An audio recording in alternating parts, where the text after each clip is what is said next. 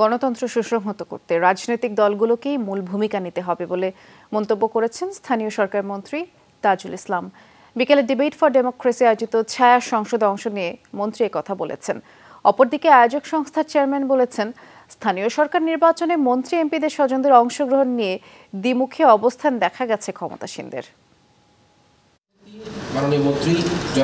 গণতন্ত্র সুসংহত করতে নির্দলীয় স্থানীয় সরকার নিয়ে ছায়া সংসদ, পক্ষে বিপক্ষে জমজমাট লড়াই। সরকারি দল যেমন বলছে নির্দলীয় নির্বাচনে আরেক ধাপ এগুলো বাংলাদেশ। বিরোধী দল মনে করে ভোটাধিকার ও শক্তিশালী নির্বাচন ব্যবস্থা না থাকলে ভোট নিরপেক্ষ হওয়ার সম্ভাবনা নেই। আমার অধীনে কোনো নির্বাচন হতে পারে না। আমি বিশ্বাস করি আমি এই সোশ্যাল ট্যাগটাকে ভাঙবো, জনগণের অংশগ্রহণ বাড়াবো। অন্য প্রার্থী যদি ভোট কেন্দ্রে ঢোকে তাহলে তাকে হাত পা ভেঙে যমুনা নদীতে নিক্ষেপ করা হবে। এই কথাটি যখন এই নির্বাচনে বলা হয়। অনুষ্ঠানের প্রধান অতিথি স্থানীয় সরকার মন্ত্রী বলেন, পক্ষে বিপক্ষে আলোচনার মাধ্যমেই গণতান্ত্রিক ধারা এগিয়ে নিতে হবে। প্রতিদ্বন্দ্বিতামূলক নির্বাচন হইতে হবে।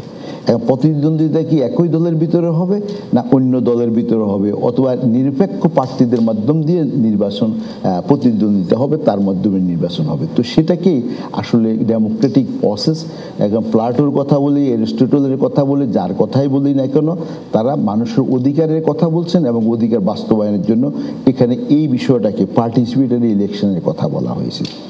বিতর্কের আয়োজক প্রতিষ্ঠানের চেয়ারম্যান হাসান আহমেদ চৌধুরী কিরণ বলেন, সব ক্ষেত্রেই টাকা, ক্ষমতা ও পেশিশক্তি নির্বাচনে অনুষঙ্গ হিসেবে কাজ করে। উপজেলা নির্বাচনের লড়াইটাও মনে হয় যে আওয়ামী লীগ বনাম আওয়ামী লীগ হয় কিনা সেটি কিন্তু আমাদেরকে একটা ভাবিয়ে তুলছে। তবে যেটা হোক না কেন, আমরা মনে করি অর্থ, বিত্ত, পেশিশক্তির বাইরে যাতে সজ্জন ব্যক্তিরা নির্বাচিত, সেটি কিন্তু আমাদের প্রত্যাশা থাকবে। আমরা বেশিরভাগ ক্ষেত্রে দেখতে পাই যে নির্বাচনের অর্থ ব্যয়টা এত পরিমাণে হয়ে থাকে যে একজন নির্বাচিত প্রতিনিধিকে যখন তার অর্থ ব্যয় করতে, তার মধ্যে কেউ কেউ কিন্তু ব্যয়িত অর্থ উঠানোর জন্য সেখানে কিন্তু জনগণকে সেবা দিতে তারা বঞ্চিত হয়ে থাকে, তারা উৎকোচন গ্রহণ করে থাকে। সে কারণে নির্বাচনের অর্থ ব্যয়টা কিভাবে কমানো যায় সেটি কিন্তু আমাদেরকে এখন ভাবিয়ে তুলতে হবে। প্রতিযোগিতার বিপক্ষ দল মানারাত ইন্টারন্যাশনাল ইউনিভার্সিটিকে হারিয়ে বিজয়ী হয় ঢাকা মেডিকেল কলেজ দল।